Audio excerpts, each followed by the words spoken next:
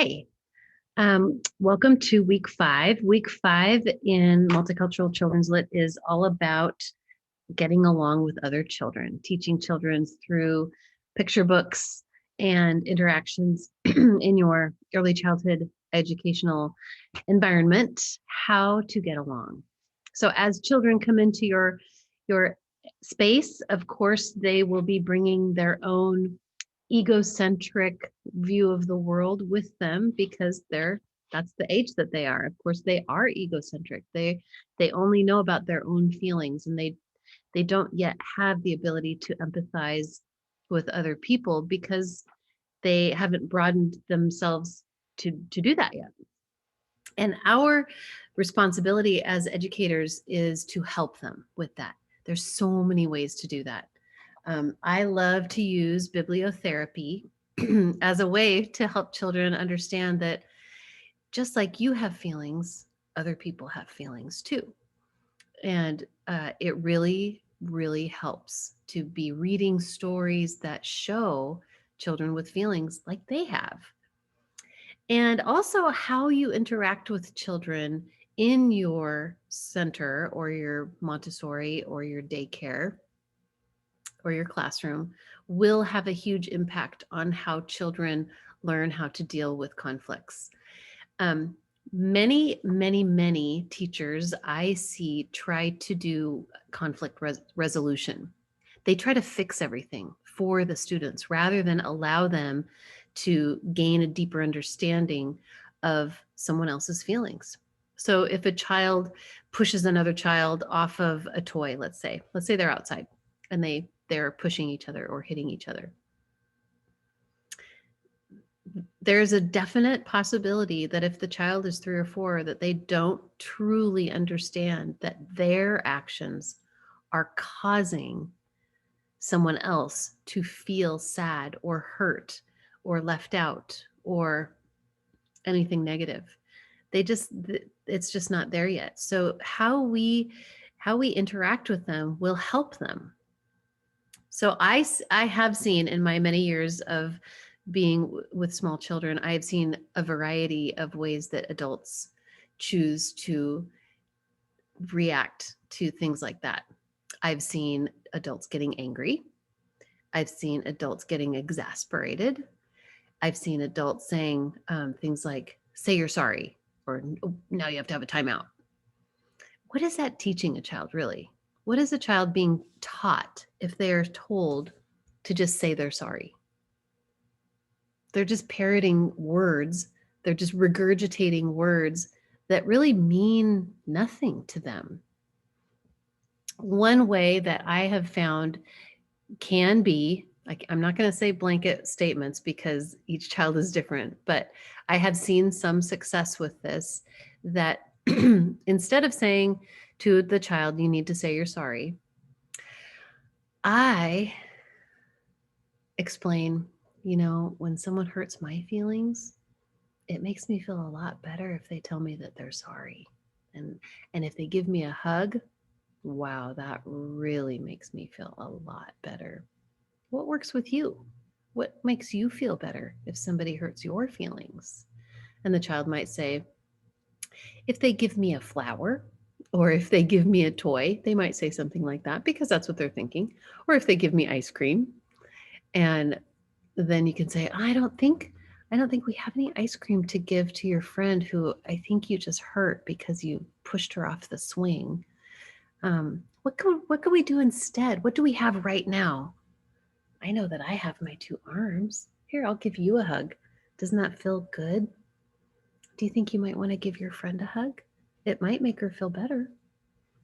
These types of gentle coaching, guiding towards doing the empathetic thing can then create this light bulb moment for the child, like, oh yeah, okay, since I was the one who pushed her off the swing and I made her feel sad, maybe I should be the one to make amends.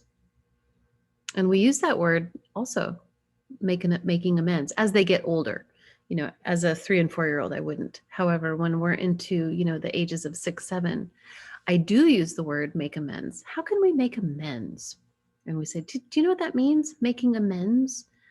That means that if we do something that hurts someone physically or emotionally, we want to try to make it better. How can we make it better? How can we make this person feel less alone and less hurt? So, really breaking it down so that they understand that it's not just black and white, like you're not allowed to hurt somebody. Therefore, if you do, you're in trouble and you have to say you're sorry. That doesn't fix anything. It doesn't fix the root cause. So, I believe that choosing your words wisely, being very conscious in your interactions with the children, and then using books. And I will be reading a few of these books for you, but I'm going to show you a couple of them right now. Angel Child, Dragon Child is about a little girl who comes to America from Vietnam and is created as is then a target by a bully in the school. And what happens in that book really helps children understand how to avoid making somebody feel terrible. My Mouth is a Volcano. Who has not had a day where their mouth felt like a volcano? I know I say things that I regret later, once or twice in my life, maybe just once. Everybody feels angry. What makes you feel angry and what can you do to feel better? We need to give vocabulary to our little ones so they understand, what are they thinking? What are they feeling? Today I'm a monster. I'll read this book to you guys. This is a good one. The Bad Seed. The Very Cranky Bear. Grumpy Gloria. Enemy Pie. This is a really good one. Enemy Pie. And it's a Reading Rainbow book, which I love. This was given to me by one of my Montessori families years ago. I think when it first was written. The Color Monster, a pop-up book of feelings.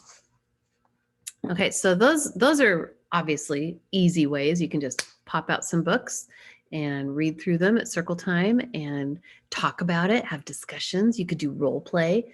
You can use puppets.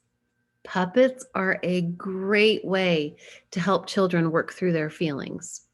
And it doesn't ascribe motive or blame toward any one person. You can use the puppets to demonstrate something that might have just happened 10 minutes ago on the playground, and you've come in now and it's circle time and you want to somehow discuss it and fix it, but not do this to the offending party. How do we do that? Puppets or persona dolls. If you have persona dolls, they can be quite expensive. I don't have any persona dolls in my school. We use puppets. And so you can have a puppet lion and a puppet elephant, and you can say, Lion, I was on the slide and you just pushed me down because you wanted to go, but I was scared and I wasn't ready yet. And then elephant could say, oh, I'm sorry. I thought you'd been up there long enough. And, just role play the whole thing. Do it verbatim even. The children won't necessarily go, oh, she's talking about me. They might just be wrapped up in the story and caught up in, what's happening with the elephant and the lion, instead of going, oh, this is me, and feeling guilty. But they'll get something out of it. And this is the tool that you can use to give them words to help themselves out on the playground.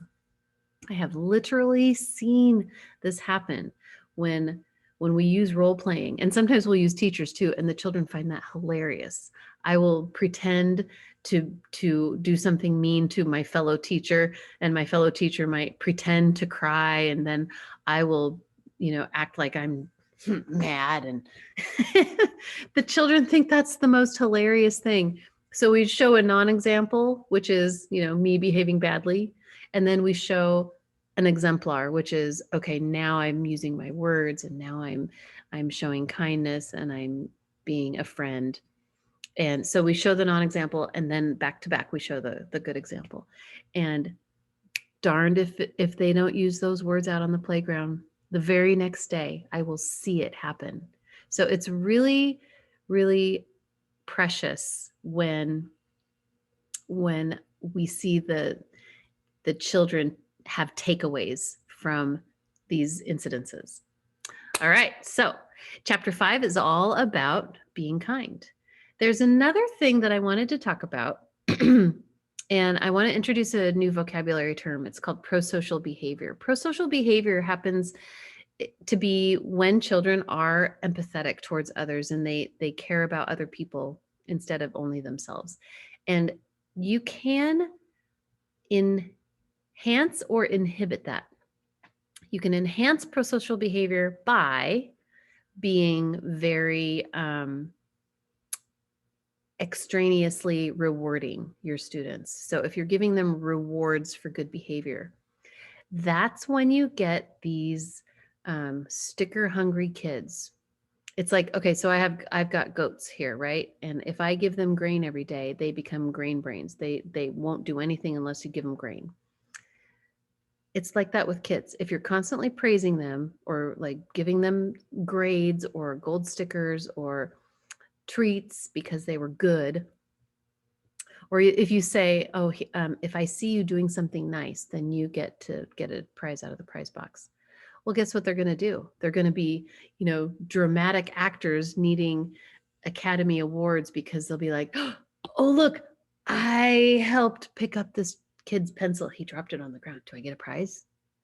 It's all about the reward and not about just the kindness. So staying away from extrinsic rewards actually helps prosocial behavior. And there are many, many studies that prove that out. So Google it. Google prosocial behavior and find out what you learn. All right. Have a great evening. See y'all later.